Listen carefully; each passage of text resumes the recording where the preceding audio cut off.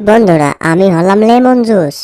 আর lemon জুসে রয়েছে vitamin C, antioxidant এবং citric অ্যাসিডের একটি চমৎকার উৎস, যা রোগ প্রতিরোধ ক্ষমতা বৃদ্ধি, হজমে সহায়তা এবং শরীর হাইড্রেটেড রাখতে সাহায্য করে।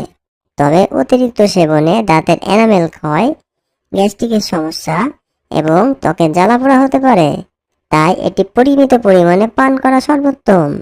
লেমন জুসের একটি ভালো দিক হলো ডিটক্স, কারণ এটি শরীর থেকে টক্সিন বা বিষাক্ত পদার্থ বের করে দেয়।